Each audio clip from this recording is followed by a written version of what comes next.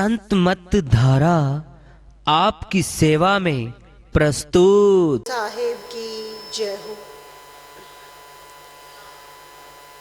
68 तीरथ गुरु चरणन में परवी होत अखंड, सहजो ऐसा धाम नहीं सकल अंड ब्रह्मांड।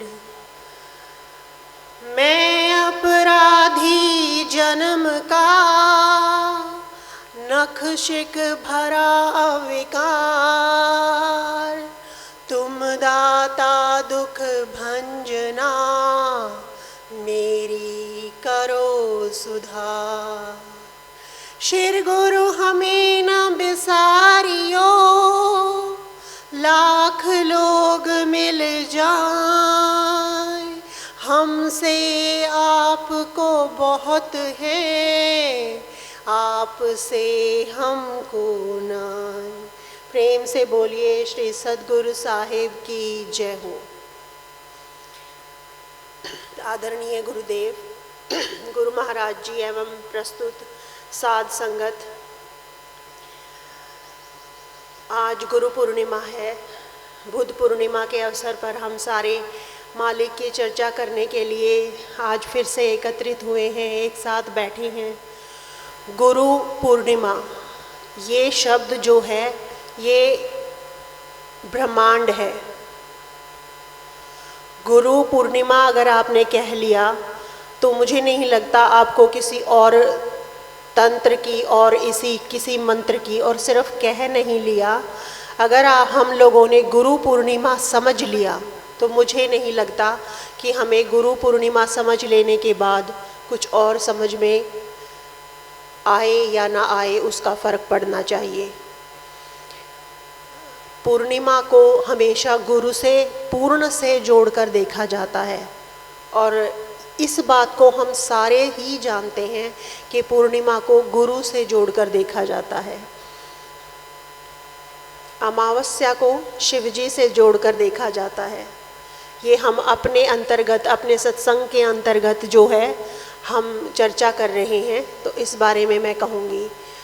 शिवजी का महाकाल का जो दिवस होता है, जो व्रत होता है, वो महाशिवरात्रि अमावस्या के दिन मनाई जाती है। अमावस्या से लेके पूर्णिमा तक अगर हम अपने 15 दिन समझ लें तो हमारी जीवन यात्रा संपूर्ण हो सकती है। वैसे तो अमावस्या भी सिर्फ अमावस्या ना होकर एक प्रकाश का रूप बन सकता है, लेकिन अमावस्या अगर अंधेरे का रूप बनकर रह जाए। पहले तो मैं अमावस्या से शुरू करूं कि अमावस्या को क्यों मनाया जाता है, पूर्णिमा को ही क्यों मनाया जाता है, अमावस्या को का व्रत क्यों किया जाता है। पूर्णिमा का भी व्रत किया जाता है और अमावस्या का भी व्रत किया जाता है, लेकिन दोनों की विधि अलग होती है। क्यों होती है? अमावस्या है वो जन्म, वो जीवन जिसे सच में उस व्रत की ज़रूरत है, जिसे धारण नहीं करना चाहिए। ऐसा कुजीवन जिसे प्रकाश की ज़रूरत है। अमावस्या अंधेरे का प्रतीक है, हम ये सब जानते हैं। उस दिन कहीं पर भी आकाश में रोशनी नहीं होती। हमारे जीवन के आकाश में फैले हुए अंधेरे का वो प्रतीक है जिसे अमावस्या कहा जाता है।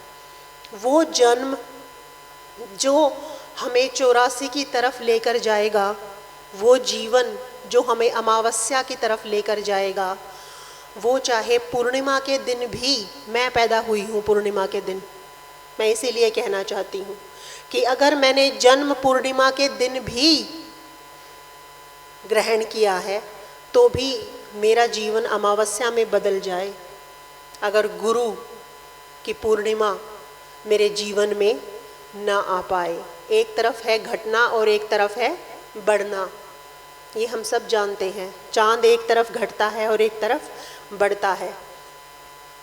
अमावस्या की तरफ वो घटता है कभी सोचा हम लोगों ने, सोचना चाहिए हमें, क्यों घटता चला जाता है? घटाएगा वो हमें अंधेरा। अगर हम अंधेरे की तरफ चल पड़े, अगर हम अज्ञान की तरफ चल पड़े, अगर हमने गुरु से पीठ फेर लिया, प्रकाश सीधी दिशा में चलता है। प्रकाश का नियम है कि वो बीच में अगर रुकावट आ जाए वो वापस मुड़ जाता है। हमारे जीवन में कोई रुकावट नहीं आनी चाहिए। हमारी पूर्णिमा में अगर कोई रुकावट, कोई बाधा आ जाए, ये तो हमारे लिए है। और घटना किसके लिए है? वो पूर्णिमा के दिन हुआ जन्म, वो हमें घटा घटा कर अमावस्या में बदल डालेगा। वो हमारा खिला हुआ चांद जो हमें दिया तो हमारी सांसों की तरह था। सबका जीवन, सबका जन्म एक पूर्णिमा की तरह से है। और मृत्यु क्या होगी, बस यही सवाल सबके सामने खड़ा है। जन्म के वक्त हम पूर्णिमा में ही पैदा होते हैं। हमारे पास क्यों? पूरी सांसों की पूंजी होती है। जिसके पास सांसें हैं उसे गुरु का साथ मिल सकता है, उसे पूर्णिमा प्राप्त हो सकती है। लेकिन जिसे गुरु का साथ ना मिले, जिसकी पीठ हो जाए, हमने अपने जीवन में, सारी लेडीज़ तो इस बात की गवाह हैं, हम जेंट्स भी जानते होंगे, किसी भी अच्छी चीज़ की तरफ ना तो हम पैर करके बैठते हैं, ना हम पीठ करके बैठते हैं। पीठ कर ली जाए यानी उसका निरादर हो गया, उसका अपमान हो गया। ये हम सारे के सारे जानते हैं। उस जन्म की तरफ पीठ कर लेते हैं हम, अगर हमने अपनी सांसों को गुरु के चरणों में समर्पित नहीं किया। और तो हम कुछ नहीं कर सकते इस जीवन में आकर। जो मैंने, जितना मेरा अनुभव आज तक, मैंने अपनी तरफ से मैंने गुरु के चरणों में प्रार्थना कर करके मैंने ये तो सीख लिया है कि मैं कुछ नहीं कर सकती हूँ, मैं कुछ करने के लायक नहीं हूँ। और जब ये समझ आया है तो एक काम बस कर सकती हूँ, वो भी गुरुजी चाहें तो, उनकी आज्ञा हो तो, उनकी इच्छा हो तो, क्योंकि अब तो उनकी आज्ञा में आ चुके हैं, अब तो उनकी इच्छा में आ चुके हैं कि पीठ ना हो जाए। प्रकाश सदा सीधी दिशा में चलता है, अगर रुकावट आ जाए तो प्रकाश वापस मुड़ जाता है। कभी भी ये प्रयोग करके देख, बचपन में ये प्रयोग किया है। जब हम छोटे थे तो हमारी बुक्स में एक आता था कि गत्ते होता था, गत्ते के प्रकाश का प्रयोग करने के लिए 3 गत्तों को एक साथ खड़ा कर दिया जाता था, और वो प्रकाश सीधी दिशा में जाता है कि नहीं, उस छेद में से देखते थे हम अंधेरा करके कि वो सीधी दिशा में जाता है। और ज़रा से गत्ते को हिला के अगर दूसरे गत्ते को साइड में कर दिया तो प्रकाश का जो ट्रेवल है, प्रकाश की जो यात्रा है वो रुक जाती है। ये हमने बचपन में प्रयोग किया हुआ है। तो ज़रा सा भी अगर हम भटक जाते हैं तो प्रकाश का सफ़र, प्रकाश की यात्रा रुक जाती है। उन लोगों के बारे में तो अब क्या बात करें जिन्होंने प्रकाश पूर्णिमा, जिनको जन्म रूपी पूर्णिमा मिली और जो अमावस्या में ही आज तक भटक रहे हैं, जिनका घटते तरफ है जीवन का सफ़र। घटती तरफ जीवन का सफ़र क्या होना चाहिए हमारा? जब हमें इतनी सांसों की पूंजी, इतना प्रकाश, सांसों में प्रकाश है, हमारी पूंजी है, हमारी गुरुजी हैं हमारे, उसकी तरफ से पीठ क्यों फेर लेते हैं हम? क्यों नहीं उन्हीं की चीज़ उन्हीं को अर्पण कर देते? और तो हम कुछ नहीं कर पाएंगे, लेकिन इतना तो कर ही सकते हैं कि अब ये पूंजी, ये सांसें, जो जीवन बचा है ये आपका। अब इन सांसों का, इस पूंजी का आप क्या करो वो आपके ऊपर है। और ये जब करेंगे उस वक्त हमारे मन में ये पक्की धारणा होनी चाहिए कि गुरुजी जो करेंगे मेरा कल्याण आज ही हो चुका। क्यों? क्योंकि जब मैंने एक चीज़ किसी के पूर्णिमा के समर्पित कर दी, जब मैंने अपने जन्मों की पूंजी, मैंने अपनी पूर्णिमा, अपनी पूर्णता अपने गुरुजी के चरणों में समर्पित कर दी, फिर वो क्या करते हैं उन सांसों का? क्या नहीं करते हैं? क्या ऐसा सवाल भी हमारे मन में आना चाहिए कि अब वो क्या करेंगे हमारी सांसों का? अब तक हम इतना सफ़र तय कर चुके हैं, जितने भी हम बैठे हैं, कि ये सवाल नहीं आना चाहिए कि वो हमारी सांसों का क्या करते हैं और क्या करेंगे। क्योंकि अगर ये सवाल आ रहा है तो कच्चापन है। वो जो गुरुजी बार बार सुनाते हैं, अब हूँ नहीं गुरु का बच्चा, अब हूँ कच्चा रे कच्चा।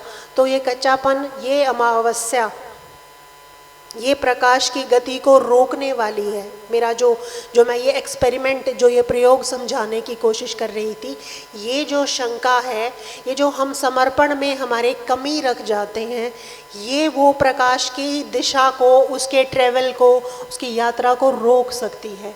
हमें इतना पूर्ण विश्वास क्यों नहीं हुआ आज तक भी? क्यों अमावस्या का ग्रहण हमारे चांद को, हमारे सूर्य को, हमारी पृथ्वी को, चांद, सूर्य और पृथ्वी क्या है? हम तीनों हैं, सूक्ष्म स्थूल कारण, हम तीनों हैं। स्थूल, सूक्ष्म, कारण। मन हमेशा, मन चंद्रमा का द्योतक है, सूर्य प्रकाश का द्योतक है, कारण का द्योतक है, और पृथ्वी बताने की ज़रूरत अब तक तो है ही नहीं कि पृथ्वी स्थूल शरीर का द्योतक है।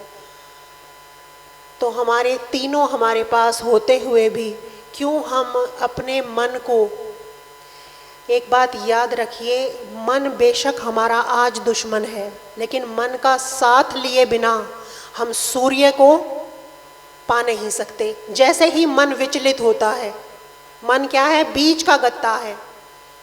पृथ्वी और सूर्य के बीच में गत्ता कौन सा है? कार्डबोर्ड कौन सा है?